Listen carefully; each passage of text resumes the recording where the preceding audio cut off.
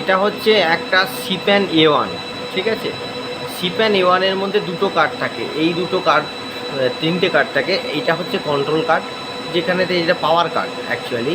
এই পাওয়ার কার্ডটা আছে, এখান থেকে পাওয়ারটা হয়। পাওয়ার কার্ডে পাওয়ারের লাইটগুলো এই রকমভাবে ব্লিঙ্ক করবে, এবং যদি অফ অন করা হয় তাহলে মোটামুটি আমার 10 মিনিট মতো সময় লাগে এটা অন হতে। এবার আমার যে এই দুটো কার্ড আছে, এটা হচ্ছে 1 নাম্বার কার্ড, এটা হচ্ছে 2 নাম্বার কার্ড। এইটা দিয়েই আমাদের যত সার্কিট বা লিঙ্কগুলো যেগুলো আছে সেগুলো চলে।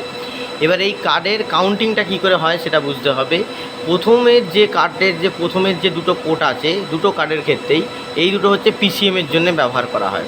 তাহলে এইটা হচ্ছে 1 নাম্বার, এটা হচ্ছে 2 নাম্বার, এইটা হচ্ছে 3 নাম্বার, এটা হচ্ছে 4 নাম্বার, আর এটা হচ্ছে 5 নাম্বার। অনেক সময় এইখানেতে এইটা হচ্ছে অপটিক্যাল পোর্ট, অনেক সময় দুটো অপটিক্যাল পোর্ট থাকে কিছু কিছু কার্ডের ক্ষেত্রে। খুব কম মানে এই রয়েছে A1 রয়েছে যেখানেতে দুটো করে অপটিক্যাল পোর্ট থাকে। তাহলে এই দুটো হচ্ছে ইলেকট্রিক্যাল পোর্ট। আর এইখানে তো পরের যদি 2 নম্বর কার্ডটা দেখা হয়, সেই 2 নম্বর কার্ডের ক্ষেত্রেও এই দুটো পিসিএম আর এই দুটো ইলেকট্রিক্যাল পোর্ট, আর এটা একটা অপটিক্যাল পোর্ট। এবার কিছু কিছু ক্ষেত্রে দুটো করে অপটিক্যাল পোর্ট থাকে, কিন্তু খুব কম A1-এর ক্ষেত্রেই অপটিক্যাল পোর্ট থাকে। এবার কাউন্টিংটা যেটা আছে, যদি এইটার ধরুন যদি আমাদের কাউন্টিংটা করতে হয় তাহলে কী হবে, এটা হচ্ছে 2 নম্বর কার্ড, এটা হচ্ছে 1 নাম্বার, 2 নাম্বার, 3 নাম্বার। তাহলে 2 নম্বর কার্ডে 3 নাম্বার পোর্ট এটা, 4 নাম্বার পোর্ট এটা, ঠিক আছে, আর 5 নাম্বার পোর্ট এটা।